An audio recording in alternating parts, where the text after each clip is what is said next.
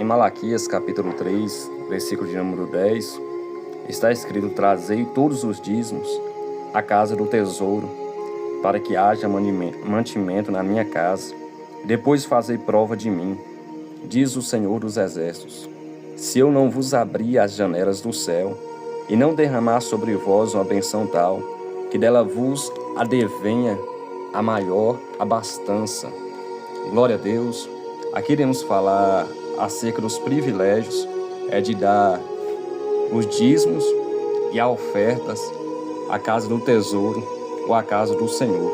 Esse texto sagrado é o texto áureo referente ao dízimo na Bíblia. Nela é mais enfatizado o privilégio de doar do que muitos outros ensinamentos que tanto gostamos de ouvir. O verbo dar ou doar aparece cerca de 1.600 vezes na Bíblia. A palavra oferta ou ofertar aparece cerca de 600 vezes na Bíblia. A palavra dízimo ou a expressão dar o dízimo aparece cerca de 108 vezes na Bíblia.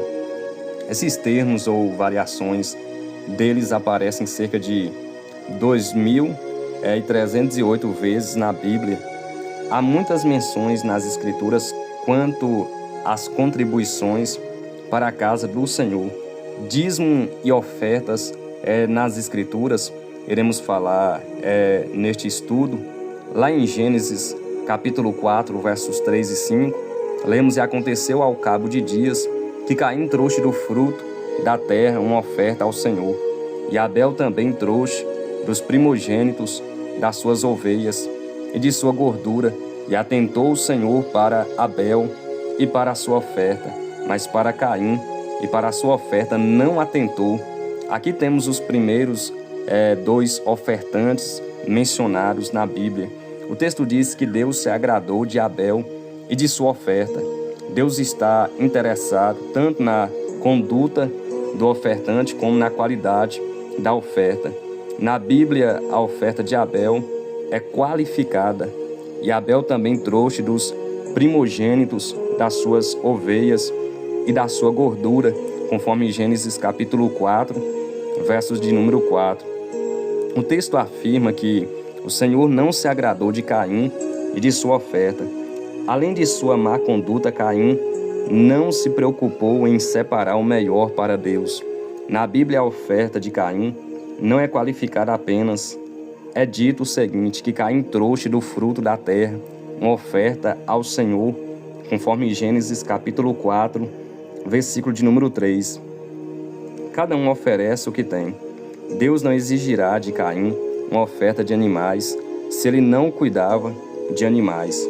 O problema talvez tenha sido a maneira como ele deu ao Senhor a sua oferta.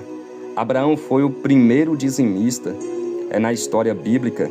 Após o sacerdote de Deus abençoá-lo, Abraão lhe entregou o dízimo, conforme Gênesis, capítulo de número 14, versos 18 e 20. Quantos são abençoados pelos sacerdotes de Deus, mas deixam de entregar o dízimo na igreja? Quantos vão à igreja para serem abençoados e sequer ofertam? Abraão reconheceu a autoridade espiritual na vida do sacerdote de Deus e não questionou a benção, apenas lhe entregou o dízimo. Quantos desconfiam da integridade dos homens de Deus e querem questionar como é usado o dinheiro relativo aos seus dízimos e às suas contribuições voluntárias? Mas em Colossenses capítulo 3, versículo de número 23, Paulo escreveu: e tudo quanto fizerdes, fazei-o de todo o coração, como ao Senhor e não aos homens. Pare um pouco para pensar. Você está entregando o seu dízimo e a sua oferta a Deus ou aos homens? Em Gênesis capítulo de número 28, versos 20 até o 22, Jacó seguiu o exemplo de seu avô Abraão e também fez um voto para ser dizimista, dizendo: se Deus for comigo e me guardar nesta viagem que faço, e me der pão para comer e vestes para vestir, e eu em paz tornar a casa de meu pai, o Senhor será o meu Deus, e esta pedra que tenho posto por coluna será a casa de Deus. e de tudo quanto me deres, certamente te darei o dízimo.